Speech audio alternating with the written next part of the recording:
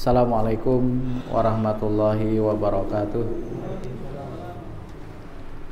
Alhamdulillahirabbil alamin, nahmaduhu wa nasta'inuhu wa nastaghfiruh wa na'udzu billahi min syururi anfusina wa min sayyiati a'malina. May yahdihillahu fala mudhillalah wa may yudlil fala hadiyalah. Asyhadu an la ilaha illallah wahdahu la syarikalah wa asyhadu anna Muhammadan abduhu wa rasuluh la nabiyya ba'dah. Allahumma salli ala Muhammad wa ala ali Muhammad kama sallaita ala Ibrahim wa ala ali Ibrahim wa barik ala Muhammad wa ala ali Muhammad kama barakta ala Ibrahim wa ala ali Ibrahim innaka Hamidum Majid. Wa qala Allahu ta'ala a'udzu billahi minasyaitonir rajim. Ya ayyuhalladzina amanu taqullaha haqqa tuqatih wa la tamutunna illa wa antum muslimun, amma ba'du. Bapak-bapak hadirin sekalian yang dirahmati Allah, puji dan syukur marilah bersama-sama kembali kita panjatkan kehadirat Allah Subhanahu wa taala atas limpahan segala nikmat dan karunia-Nya, hidayah serta petunjuknya jualah. Pada kesempatan di malam hari ini kita bisa berkumpul di majlis ilmu ini, walaupun tadi ulun terlambat karena salah dalam menuju kajian. Jadi terkadang melihat lagi Pak alamatnya. Kadang melihat lagi alamatnya di mana, dikira-kira aja bahwasanya pengajian dikira di sana gitu lah. Bahkan beberapa waktu yang lalu sempat juga ke Mushola Muhammadi karena jawaban pengurus ya jar. Ini malam Jumat ketiga kajlun ya jar. Mendengar ya tulisan ya berangkatnya langsung imbah tuntut mengajar jam 6 karena semester ini kebetulan full terus sampai sore mengajar.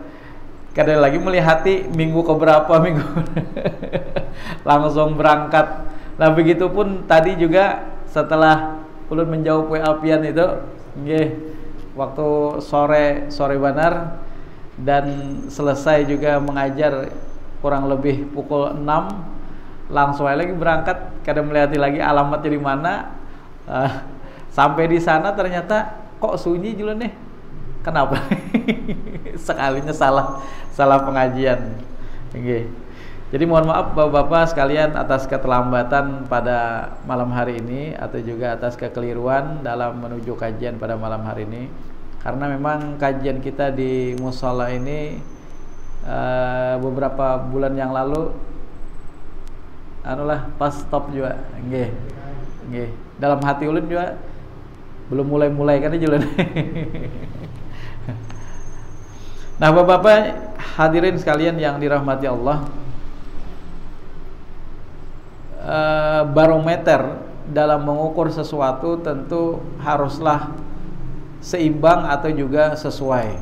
Pada saat kita ingin mengukur suatu benda yang berdasarkan kepada berat ringannya, maka kita harus mengukur dengan yang namanya wazan atau timbangan yang benar, timbangan yang sesuai. Begitu juga pada saat kita ingin mengukur yang itu adalah berupa panjang, maka ukuran yang benar itu adalah bukan kilo tetapi meter. Nah begitu juga dalam kehidupan kita, pada saat kita ingin mengukur segala sesuatunya, tentunya adalah harus berdasarkan ukuran yang benar, yaitu pertama adalah Al-Quran, yang kedua adalah Sunnah Rasul Sallallahu Alaihi Wasallam. Termasuk juga adalah dalam perkara-perkara ibadah mahdah. Jikalau kita salah untuk mengukurnya, maka bisa jadi amal yang kita lakukan yang seolah-olah itu amal ternyata adalah bukan. Sementara kita sudah bersungguh-sungguh melakukannya, mengeluarkan segalanya, tenaga, kemudian biaya dan segala macamnya. Ternyata pada saat kita menghadap Allah Subhanahu wa taala, justru amalan-amalan kita adalah amalan yang tertolak. Dalam sebuah hadis Nabi sallallahu alaihi wasallam disebutkan, "Man amila amalan laisa alaihi amruna fahuwa raddun." Barang siapa yang dia mengamalkan suatu amalan yang tidak pernah kami contohkan, maka amalan tersebut tertolak. Jadi segala hal dalam kehidupan ini, terutama adalah dalam hal ibadah mahdah, maka ukuran yang benar, ukuran yang tepat pada saat kita ingin mengukur apakah ini adalah ibadah yang makbul atau makbulah, maka tentunya adalah ukuran sesuai dengan kadar yang ditentukan, yaitu adalah Al-Quran dan Sunnah Rasul Sallallahu Alaihi Wasallam. Jadi segala sesuatunya itu harus ditimbang, diukur sesuai dengan ukuran yang tepat. Begitu juga pada saat kita ingin mendefinisikan makna berkah, Pak. Ma ma'nal barokah, apa itu makna berkah? Maka terkadang ukuran kita untuk mengukur yang namanya berkah itu keliru. Asumsi kita bahwa yang namanya berkah itu adalah sesuatu yang bertambah, atau juga harta yang melimpah, kemudian juga kenikmatan yang melimpah, atau keindahan-keindahan yang diberikan kepada kita. Maka itulah persepsi selama ini makna daripada berkah. Padahal menurut para ulama maknal barokah, yaitu adalah pertama ziyadatul khair, bertambahnya kebaikan. Atau sebagaimana yang dikatakan oleh ulama yang lain mendefinisikan makna berkah itu adalah makana yuzidukum fit ta'ah, yaitu adalah keadaan atau juga kondisi yang menjadikan seseorang itu semakin bertambah ketaatannya kepada Allah Subhanahu wa taala. Nah, inilah makna berkah yang sesungguhnya. Kalau kita mengartikan berkah itu adalah hanya sesuatu yang melimpah, harta yang melimpah, kemudian selanjutnya apalagi Pak, keindahan yang datang kepada kita, atau mungkin juga kenikmatan-kenikmatan lainnya. Ketika misalnya kita mendapatkan sehat, maka kita mengatakan ini adalah berkah. Ketika kita mendapatkan rizki, maka kita katakan rizki ini adalah rizki yang berkah. Begitu juga pada saat kita berkata kepada anak kita misalnya, semoga kamu mendapatkan rizki yang berkah. Apakah yang namanya berkah itu hanya bertambah dari segi kuantitas, Pak? Tidak juga ternyata. Jadi kata para ulama tadi, makana yuzidukum fit ta'ah, yaitu adalah keadaan atau kondisi yang menjadikan seseorang itu bertambah ketaatannya kepada Allah Subhanahu wa taala. Maka itulah makna berkah yang sesungguhnya. Sehingga pada saat seseorang didapati suatu kondisi, baik itu dalam keadaan sehat atau juga dalam keadaan sakit, yang dua kondisi ini adalah dihadapi dengan sabar, dihadapi dengan syukur, kemudian menambah ketaatannya kepada Allah Subhanahu wa taala, maka itulah makna berkah sesungguhnya. Sehingga kenapa ada orang yang diberikan oleh Allah kesehatan, tetapi ternyata kesehatan itu justru bukan menjadi berkah baginya, Pak. Sebaliknya, ada orang yang diberikan oleh Allah sakit, ternyata sakit itu justru menjadi berkah baginya, Pak. Ada orang semasa dia sehat, tumbang tumbalik begawi, Pak. Tidak kenal waktu, berangkat pagi, pulang malam.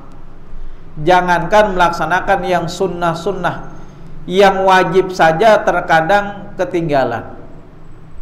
Berarti apa? Sehat yang Allah telah titipkan baginya itu justru bukan menjadi sehat yang berkah.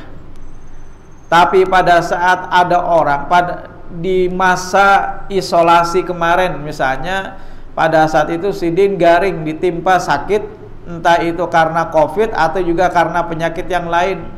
Ya Sidin, alhamdulillah aku punya banyak waktu. Isolasi mandiri paling kurang berapa hari, Pak? 14 hari lah. Ya, 10 hari lah taruh misalnya. Alhamdulillah Jasidin, selama aku sakit semalam, sempat aku beribadah sholat sunat yang selama ini mungkin Sidin hanya menggawi yang wajib-wajib saja. Kemudian Sidin juga menyempatkan untuk zikrullah, berzikir kepada Allah. Kemudian baca Al-Quran juga banyak waktu yang bisa dimanfaatkan oleh orang tadi di masa Sidin sakit. Bahkan di Sidin semalaman aku kadakawa guring karena merasa ripuh awak, sakit-sakitan. Karena pada saat ditimpa COVID itu ada bagian-bagian tertentu atau mungkin juga gejala-gejala tertentu yang dialami oleh seseorang. Jadi Sidin pada saat justru di masa sakit itulah punya banyak waktu untuk beribadah kepada Allah Subhanahu wa ta'ala. Ini berarti apa? Sakit yang Allah titipkan bagi beliau, sakit yang Allah timpakan bagi beliau, justru sakit itu adalah sakit yang berkah. Sebaliknya pada saat Sidin sehat, justru sehatnya itu bukan menjadi sehat yang berkah. Sebaliknya pada saat sakit itu adalah sakit yang berkah. Kalau seandainya Pak, yang namanya sakit itu tidak berkah, kenapa Allah menimpakan kepada Nabi Ayub alaihi salam sakit selama 18 tahun lamanya Pak? Nabi Ayub itu 18 tahun mengalami sakit kulit yang sampai-sampai sakit kulitnya itu berjatuhan daging-daging beliau Pak. Beliau diusir dari kampung beliau, kemudian setelah itu hanya ditemani oleh sang istri saja pada saat itu. Dan di masa terakhir dari cobaan itu sampai-sampai Nabi Ayub pun juga menjauhkan istri beliau dari sisi beliau. Tapi alhamdulillah setelah Nabi Ayub sembuh, beliau kembali lagi kepada istrinya. Nah, kalau seandainya sakit itu bukan berkah Pak, kenapa Allah menimpakan kepada seorang Nabi dan Rasul yang namanya penyakit? Bahkan ada seorang wanita yang dikisahkan dalam sebuah hadis Nabi SAW, yang perempuan ini dikisahkan beliau mengalami penyakit ayan, yang dengan penyakit ayan itu justru menjadikan beliau sebagai ahlul jannah atau menjadi penghuni surga Pak, calon penghuni surga. Jadi pada saat itu Imam Ibnu Abbas mengatakan, ala urika imra'atan min ahlil jannah. Jadi di antara para sahabat-sahabat pada saat duduk-duduk bersama Ibnu Abbas berkata, maukah kalian aku ceritakan seorang wanita yang dia adalah calon penghuni surga, namanya adalah Su'airah al-Asadiyah. Dia berasal dari Habasyah atau Ethiopia Pak. Maka itu disebut wanita ini Sauda. Sauda itu adalah kehitam-hitaman, karena memang orang Ethiopia itu hitam-hitam. Maka Ibnu Abbas pun menceritakan suatu ketika dia datang kepada Nabi SAW. Kata Ibnu Abbas di hadapan para sahabat yang lain. Jadi masuk surga itu ternyata bukan hanya disebabkan amal Pak. Amal itu memang penting, ibadah-ibadah wajib itu penting. Tetapi ternyata justru masuk surganya wanita ini bukan hanya karena amalnya, tetapi karena kesabarannya menerima penyakit yang Allah timpakan. Pada saat itu wanita tadi berkata, inni usra wa rasul, ulun mengalami penyakit ayan. Aku mohon kepadamu wahai Rasul, agar penyakit ayanku ini, mohon agar Allah menyembuhkannya. Kemudian apa kata Rasul? Kalau engkau ingin, aku akan doakan dirimu agar Allah menyembuhkannya. Tetapi wa in syi'ti, nah pilihan kedua, kalau engkau ingin, kata Nabi, isbiri, bersabarlah engkau dalam sakitmu, maka pahalanya adalah surga. Nah terhadap dua tawaran ini, apa yang diambil oleh wanita tersebut, ternyata dia lebih memilih surga Pak. Akhirnya pada saat itu sebelum dia pulang, dia meminta kepada Rasul, wahai Rasul, kalau begitu ya sudah, ulun memilih yang kedua, tapi ulun ingin minta doakan satu barang lagi. Nah, sekalipun ulun nanti tetap mengalami penyakit ayan ulun. Penyakit ayan itu penyakit epilepsi. Nah, epilepsi. Dulu Pak, penyakit ini 14 abad yang lalu itu penyakit yang aib Pak. Kalau sekarang kan biasa saja karena sudah ada obatnya. Itu sudah menjadi penyakit yang ringan istilahnya. Mungkin juga COVID ini nanti menjadi sesuatu yang ya biasa-biasa saja, sebagaimana penyakit flu biasa. Di masa ini saja mungkin karena banyak yang belum kebal terhadap virus tersebut, sehingga seakan-akan ini adalah sesuatu yang luar biasa. Nah, begitu juga di masa lalu, usra itu yang namanya penyakit ayan itu adalah penyakit yang luar biasa di masa itu, Pak. Karena ditanggung oleh seseorang yang apabila mereka mengalami itu, maka malu penyakit itu, Pak, sangat memalukan. Nah, pada saat itu wanita tadi lebih memilih untuk bersabar dalam penyakitnya. Tapi dia minta doakan, wahai Rasul, doakan ulun agar pada saat ulun mengalami penyakit ayan itu, ulun tetap tertutup aurat ulun. Jadi tidak terbuka, Pak. Padahal secara hukum fikih yang namanya orang dalam keadaan tidak sadar, maka secara hukum itu terampuni atau tidak dikenakan hukum atasnya. Jadi orang tidur sampai dia bangun, orang gila sampai dia waras normal, anak kecil sampai dia dewasa. Rufi'al qalam an thalathin, diangkat pena atau tulisan dosa terhadap 3 orang. Termasuk juga adalah orang yang tidak sadar. Jadi orang tidur sampai bangun, Pak. Maka itu kalau misalnya ada orang ketiduran, betul-betul tidur, malah bukan guring ayam, terlewat misalnya sholat subuh, bangun-bangun sudah jam 7, maka pada saat dia bangun itu dia wajib tetap mengerjakan sholat subuh, bukan qadha sholat subuh sebagaimana biasa, karena dia memang betul-betul tidak mendengar, Pak. Lain halnya kalau misalnya mendengar aja bunyi azan tapi tetap guring, itu sengaja istilahnya. Masih nyaman, 5 menit lagi jar, sekalinya lewat waktunya. Nah, ini sengaja berarti. Nah, Rasulullah SAW dulu juga pernah mengalami hal ini bersama para sahabat. Pulang dari sebuah peperangan, karena saking capeknya, ini menjadi hukum bagi orang-orang yang mengalami seperti itu, Pak.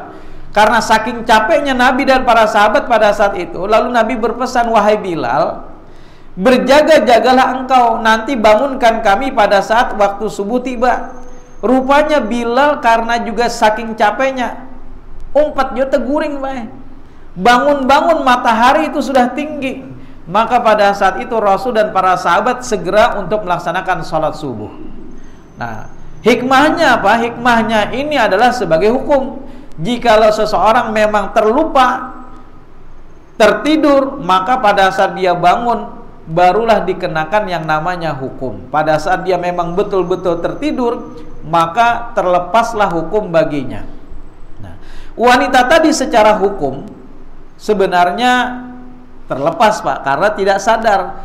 Tetapi dia ingin, sekalipun dalam keadaan yang seperti itu, Allah tetap menutup auratnya, Pak.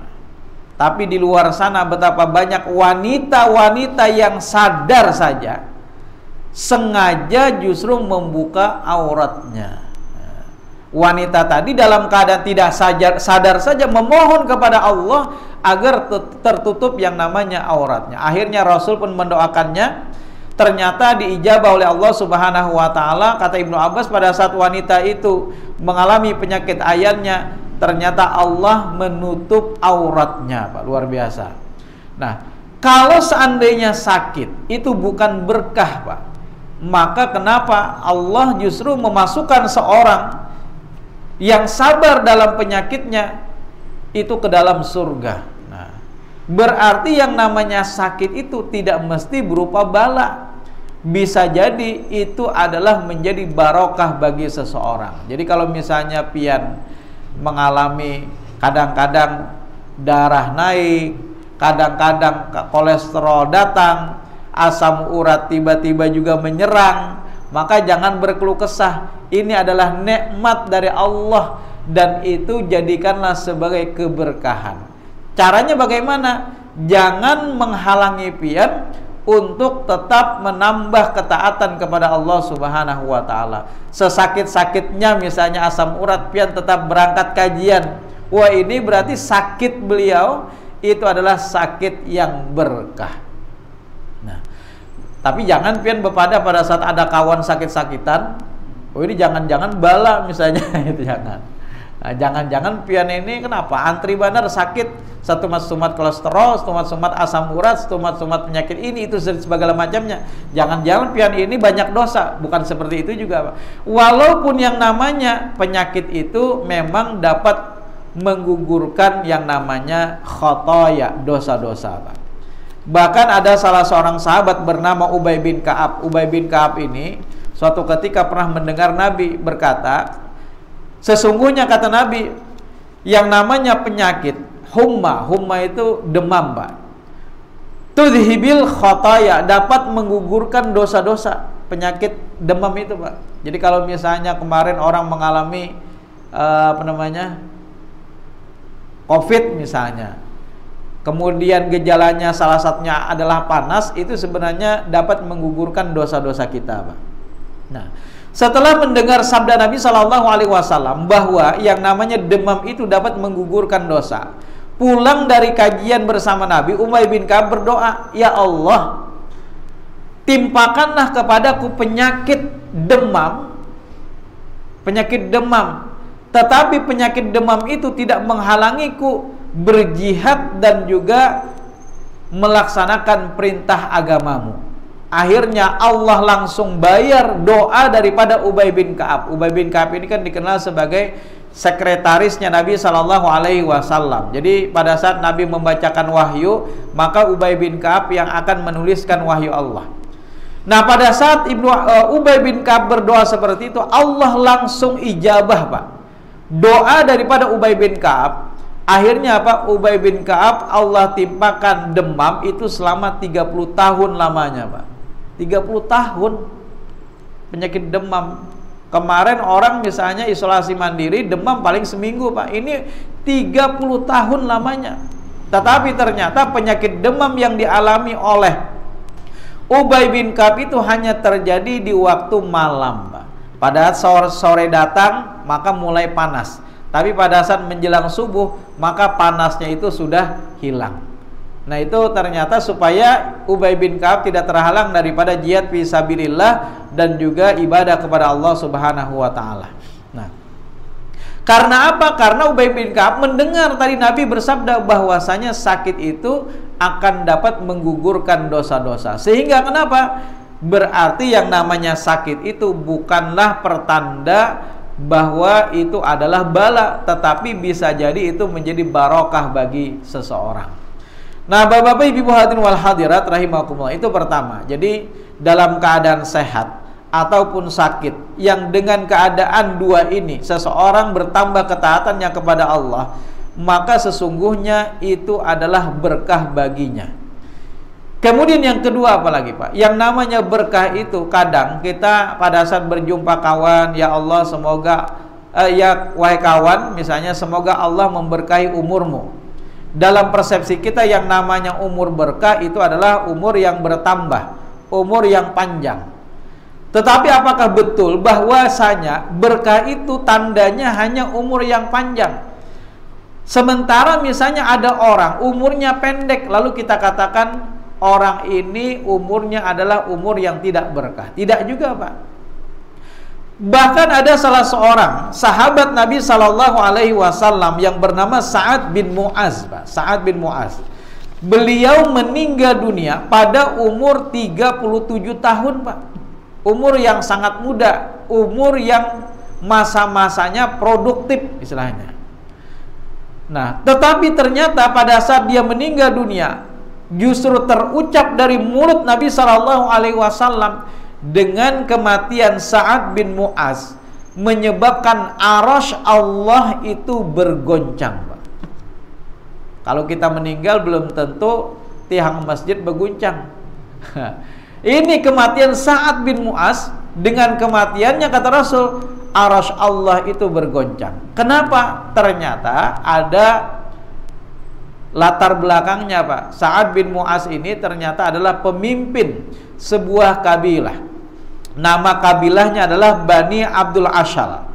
Nah, pada suatu ketika yang namanya Sa'ad bin Mu'az ini dulunya sebelum masuk Islam, dia juga adalah orang yang memusuhi Nabi SAW.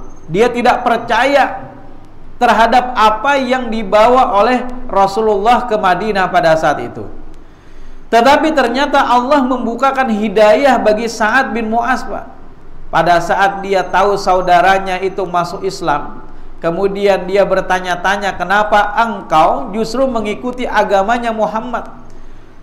Terus ternyata setelah itu, setelah dijelaskan oleh keluarganya, akhirnya tertariklah Sa'ad bin Mu'az dan dia menyatakan keislamannya. Setelah itu pulanglah dia ke kaumnya, ke kabilahnya. Kemudian dia berkata, siapakah aku? Kemudian kata kaumnya, engkau adalah pemimpin kami. Apa yang engkau lakukan, maka kami akan ikuti. Apa yang engkau ucapkan, maka kami akan taati. Nah, kemudian apa kata Sa'ad bin Mu'az? Mulai sekarang tidak ada seorang pun yang boleh berbicara lagi kepadaku kecuali dia telah menyatakan keislamannya.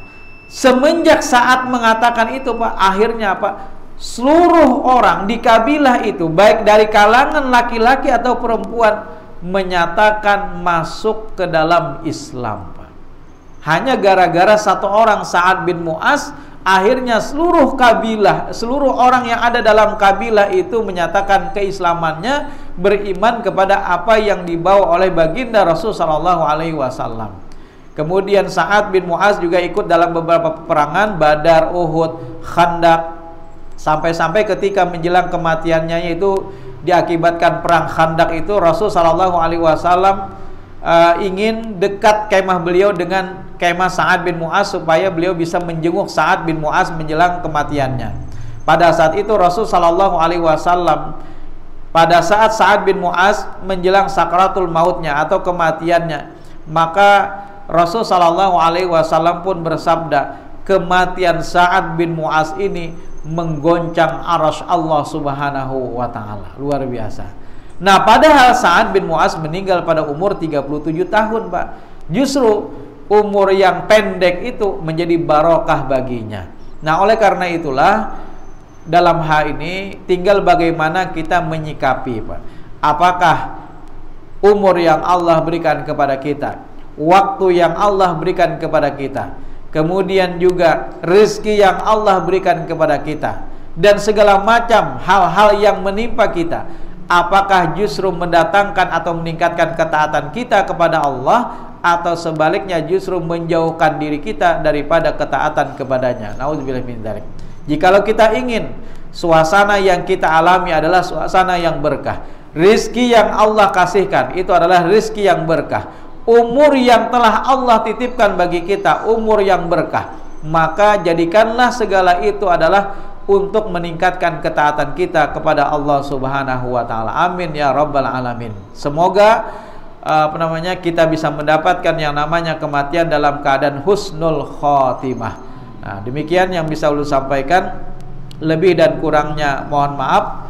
Sekali lagi mohon maaf atas keterlambatan ulun pada kesempatan di malam hari ini, karena tadi kekeliruan yang tidak disengaja. Wabillahi taufik wal hidayah. Subhanakallahumma wa bihamdika asyhadu an la ilaha illa anta astaghfiruka wa atubu ilaik. Wassalamualaikum warahmatullahi wabarakatuh.